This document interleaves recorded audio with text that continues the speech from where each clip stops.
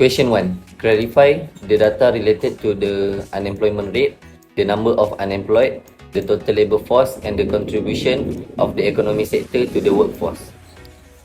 Number 1 is unemployment rate. The unemployment rate is a key indicator of the health of a country's labor market. It represents the percentage of the labor force that is unemployed and actively seeking unemployment. Number 2 is the unemployment rate in Malaysia dropped to 3.3% in November 2023, returning to the pre-pandemic level. This means that the percentage of the labor force that was unemployed and actively seeking unemployment stood at 3.3% in November 2023, which is comparable to the level before the COVID-19 pandemic disrupted the job market. Number of unemployed. In November 2023, there were 569,200 individuals who were unemployed and actively seeking employment in Malaysia. This figure represents the total number of people within the labour force who were without work but were available and actively looking for employment opportunities. This number is crucial for policymakers and economists to understand the scale of unemployment and to formulate strategies to address it. Total labor force. The entire population that is either employed or actively looking for work is referred to as the labor force. From 16.97 million in October 2023 to 17 million in November 2023. Malaysia's total labor force grew by 0.2% month-over-month.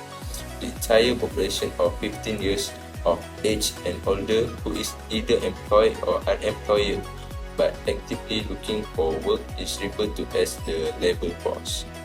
In November 2023, the labor force participation rate stayed at 70.1%, the percentage of the working age population that is actively participating in the labor force, that is either employed or looking for work, is shown by this rate.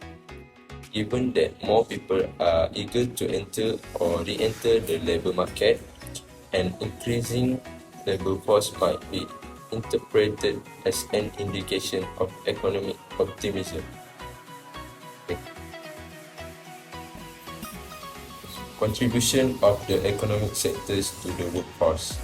The service sector in Malaysia continued to experience an increase in employment in November 2023, particularly in industries such as information and communication activities, food and beverage service, and transportation. This indicates growth and job creation in these sectors. The increase in employment within the service sector suggests growth and demand in these areas, which could be driven by factors such as consumer spending and business expansion. On the other hand, the agriculture sector recorded a decrease in the number of employed individuals during the same month, suggesting a contraction or slower growth in that sector's workforce. Conversely, the decrease in employment in the agricultural sector may be due to various factors such as technological advancement, change in consumer preference, or seasonal variation. Overall, the data suggests that Malaysia's labour market and economic conditions were improving in November 2023, with a declining unemployment rate and increasing number of employed individuals, and growth in specific sectors like services. However, some sectors such as agriculture experienced a decline in employment during the same period.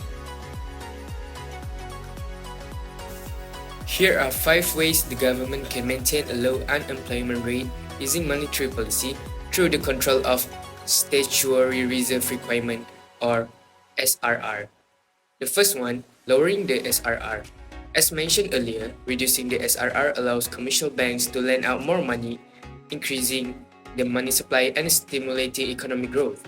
This can lead to increased demand for goods and services, encouraging business to expand production and hire more workers, thereby reducing unemployment. The second one is gradual SRR adjustment.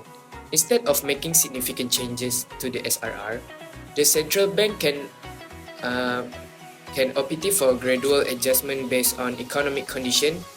This approach can help maintain a stable money supply and avoid sudden shocks to financial system, thereby supporting steady economic growth and employment levels.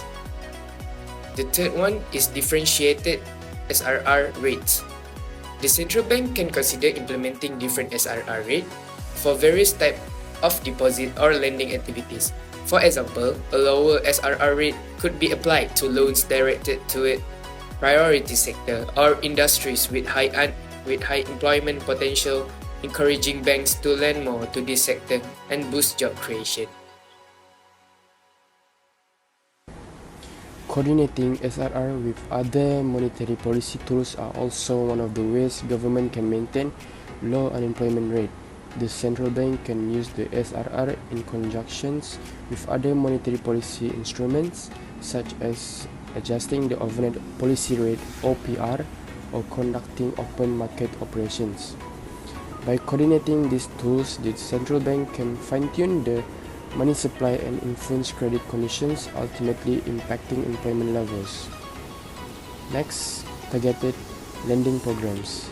In addition to adjusting the SRR, the central bank can work with commercial banks to implement targeted lending programs or provide incentive for lending to specific sectors or businesses that are more likely to create jobs. This targeted approach can help direct credit towards employment, generating activities supporting job creation and reducing unemployment. So last but not least, implementing counter-cyclical SRR adjustments. The central bank can adopt a counter-cyclical approach to adjusting the SRR, which means taking preemptive measures to mitigate the effects of economic cycles on employment levels.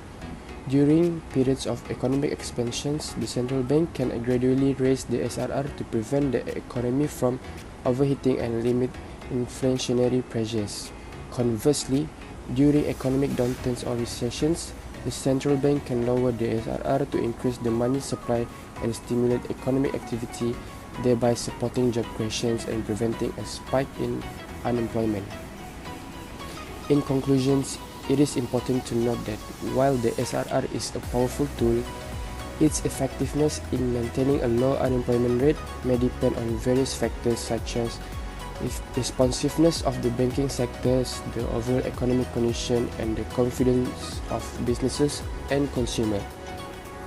Additionally, coordination with fiscal policy measures and other government initiatives aimed at job creation and economic growth may be necessary for a comprehensive approach to addressing unemployment. Thank you. So I'm going to explain about related curve, which is market equilibrium.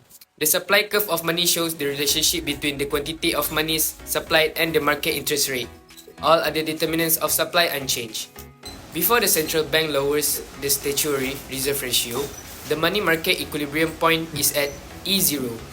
After the central bank lowers the statutory reserve ratio from RE0 to RE1, the quantity of money will increase from Q0 to Q1. Then, a new equilibrium will exist at E1. Thank you everyone. In conclusion, according to the Department of Statistics Malaysia, the unemployment rate in November 2023 dropped to 3.3%, returning to pre-pandemic levels.